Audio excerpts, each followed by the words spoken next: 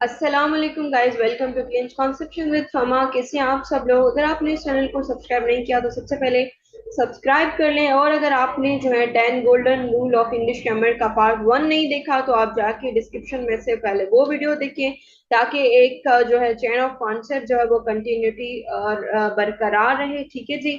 तो हमने 3 rule discuss किए थे इन डिटेल। नंबर 4 पे हमने छोड़ा था, तो उसको डिस्कस करते हैं। किसी सिंगल फिक्रे में हेड के साथ तीसरी फॉर्म इस्तेमाल करके पास परफेक्ट मत बनाएं। अलबत्ता अगर ऐसे फिक्रों में कोई एडवर्ब या कंजक्शन लगा हो तो हेड के साथ तीसरी फॉर्म लगा सकते हैं। ठीक है। नॉर्मली क्या होता है कि अगर आप पास परफेक्ट जो है वो जबरदस्ती मत जुमलों को बनाए। ठीक है। मतलब आपने हेड लगाया है तो उसको क्या करना है कि आपने जबरदस्ती मतलब third form of the verb लगाना है। तो इस तरह की चीजें मत करें। ठीक है। इस तरह से क्या हो जाता है, बहुत ज्यादा आपके जो है एरर्स आ जाते हैं, ग्रामेटिकल एरर आ जाते हैं। तो आपको बेसिक रूल्स क्लियर होना बहुत जरूरी है। ठीक है।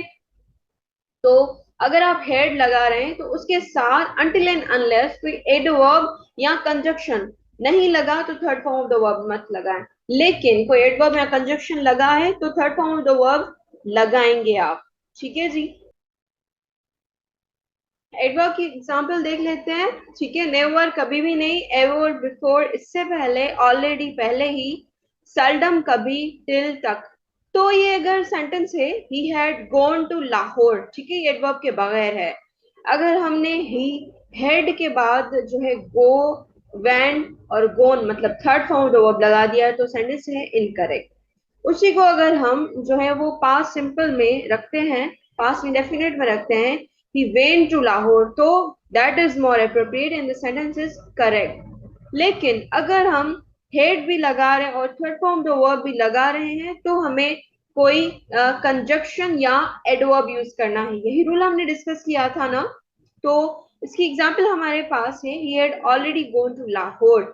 एडवर्ब के साथ है तो ये सेंटेंस हो जाता है करेक्ट। ठीक है। मतलब ऑलरेडी जो है वो एक क्या है, एडवर्ब है। उसके साथ अगर हमने हेड और तीसरी फॉर्म इस्तेमाल कर सकते हैं। इसी तरह बाकी एडवर्ब के साथ भी हेड और तीसरी फॉर्म इस्तेमाल कर सकते हैं। ठीक है। कोई भी एडवर्ब हो या कंजक्शन हो तो आप easily third form of the verb use कर सकते हैं जी।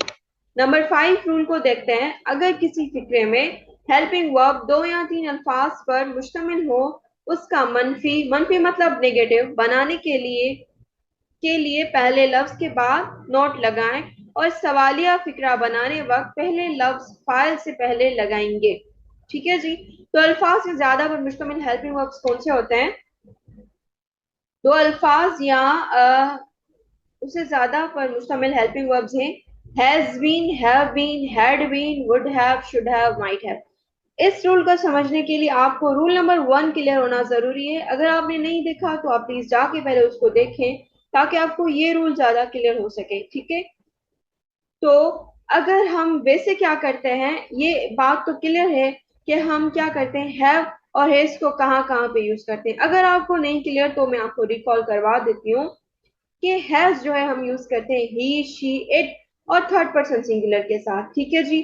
और हैव जो है हम यूज करते हैं I, we, they, you and third person plural के साथ। लेकिन ये बात हमारे जहन में आती है ना कि जो है मतलब अगर हम इन्हीं का बना रहे हैं अफर्मेटिव, या उन्हीं का बना रहे हैं जो है नेगेटिव या इंटरोगेटिव, तो हम किस तरह से उसका बनाएंगे? तो जी, अगर जैसे हमने दो अल्फाज से मुश्तमिल हेल्पिंग वर्ब देखे, 3 अल्फाज से मुश्तमिल हेल्पिंग वर्ब भी हमारे पास हैं, जैसे will have been, can have been, would have been, should have been, may have been, can have been, would have been, could have been, might have been. ठीक है जी।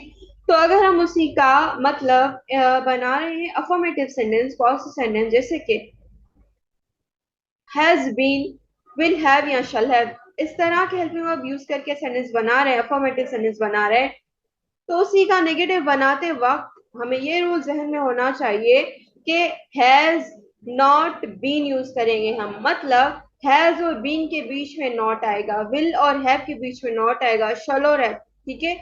जैसे कि शी हैज बीन स्टडिंग, ठीक है, she has been studying since morning. ठीक है। तो अगर हम नॉट लगाएंगे तो हम कहेंगे she has not been studying since morning. ठीक है जी।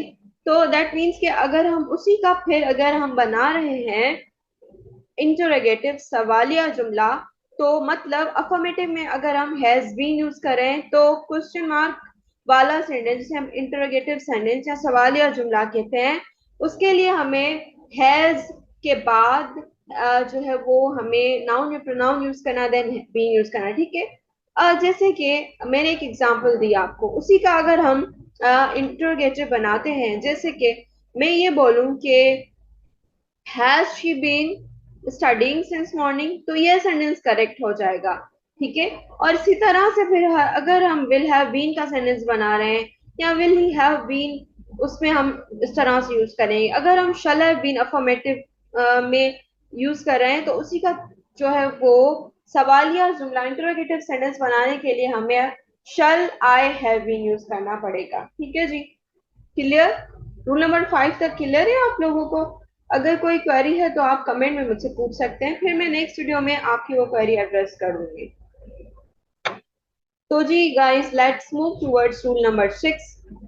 अंग्रेजी जबान में shall has, will has, can has, may has been, shall has been, will has been वगैरह अल्फाज का वजूद नहीं है। जैसे कि मैंने आप लोगों को पहले बताया कि वैसे तो हम कुछ पर्टिकुलर प्रोनाउंस के साथ या नाउन्स के साथ हम हैज यूज करते हैं और किसी के साथ हैव यूज करते हैं। किन किन के साथ यूज करते हैं मैं आप लोगों को ऊपर बता चुकी हूँ, ठीक है।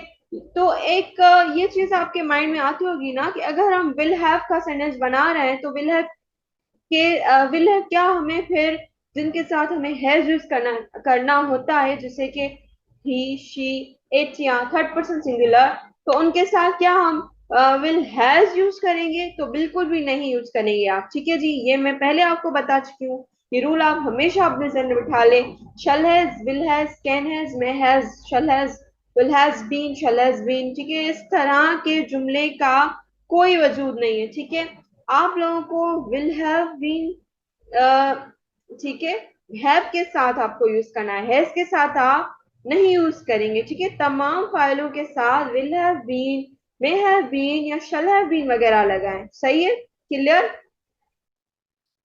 याद रखें, अंग्रेजी जबान मनफी वगैरह बनाते वक्त हेल्पिंग वर्ब के पहले लव्स के बाद नोट लगाइए, और सवालिया बनाते वक्त हेल्पिंग वर्ब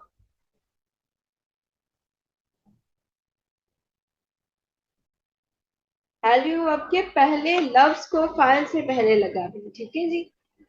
एग्जाम्पल अगर हम देखेंगे तो हमें फर्दर क्लियर हो जाएगा। अगर हम लिख रहे हैं he will has been working since morning, तो सेंटेंस इनकरेक्ट है। लेकिन अगर हम लिख रहे हैं he will have been working since morning, तो मैंने आपको क्या कहा कि चाहे हम थर्ड पर्सन सिंगुलर यूज कर रहे हैं या कोई ऐसा भी प्रोनाउन यूज कर रहे हैं, ठीक है, जिसके साथ हमें जो है वो हैज लगाना होता है, लेकिन क्योंकि विल हैज या मे हैज या ठीक है इस तरह की कोई चीज एग्जिस्ट नहीं करती, तो हम क्या करेंगे, उसको विल हैव के साथ यूज करेंगे तो सेंटेंस करेक्ट हो जाएगा।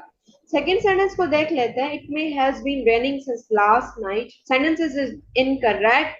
उसको करेक्ट करने के लिए हमें मे हैव लिखना पड़ेगा जी। It may have been raining since last night. Sentence number third को आप देख लें। She will has gone to Lahore, sentence हो जाएगा incorrect. she will have gone to Lahore, सही है। तो जी ये था रूल नंबर 6 हमारे पास। रूल नंबर 7 में क्या है? अंग्रेजी जबान में किसी फिक्रे में दो फ्यूचर टेंस नहीं लगाते। अच्छा जी, इस रूल को हम फर्दर नेक्स्ट वीडियो में डिस्कस करते हैं। तब तक के लिए stay connected, like share and subscribe this channel. Thanks for watching.